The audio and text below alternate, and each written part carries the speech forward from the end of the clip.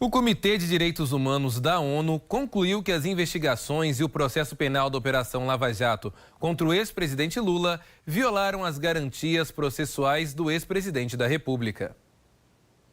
O comitê analisou denúncia apresentada pelo ex-presidente sobre a forma como foi levado a julgamento na Lava Jato.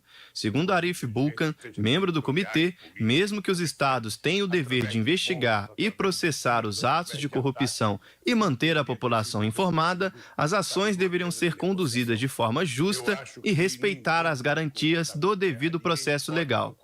As investigações contra Lula começaram em 2016, quando a Lava Jato recebeu uma denúncia em que apontava o ex-presidente envolvido com um esquema de corrupção.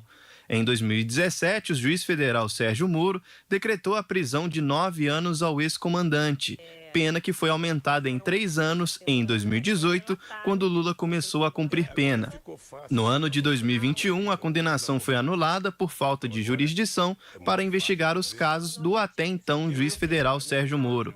Moro se posicionou em nota dizendo ser um grande erro judiciário. Segundo ele, as conclusões do Comitê da ONU se basearam na decisão do STF que anulou as condenações de Lula e que a sua decisão foi legítima e sem qualquer tipo de perseguição política.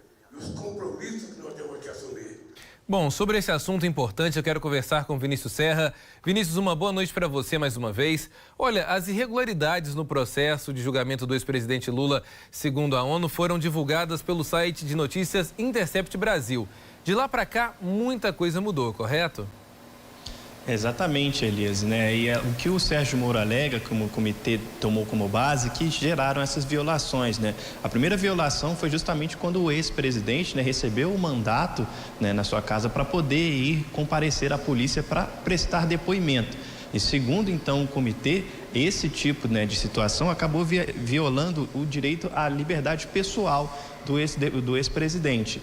Também em 2016, quando começou a vazar aquelas conversas, aqueles áudios, né, inclusive conversas dele com a ex-presidente Dilma, também violaram um outro direito, o direito à privacidade. E em 2018, quando o TSE acabou não deixando, bloqueando, né, a candidatura do Lula para a presidência, né, no ano de 2018, a sua candidatura, né, à presidência em 2018, também feriu, então violou um direito político, né, do ex-presidente. E mesmo com essa situação do Supremo ter anulado a condenação do ex-presidente, né, em 2021, as condenações que levariam ele à prisão, não é suficiente, segundo o comitê, para reparar aí os danos causados ao ex-presidente neste período. Então, por isso, o comitê tomou como base essas situações para fazer esse novo capítulo dessa história, viu, Elias? Então, esse é o lado, né, apontado pelo comitê. E por isso, né, o Sérgio Moro, como a gente viu, alegou esse tipo de situação, que foi depois, né, da condenação do STF e não anteriormente, por isso que ficou essa situação. Mas essas foram as violações, então, que o comitê levou como base, Elias.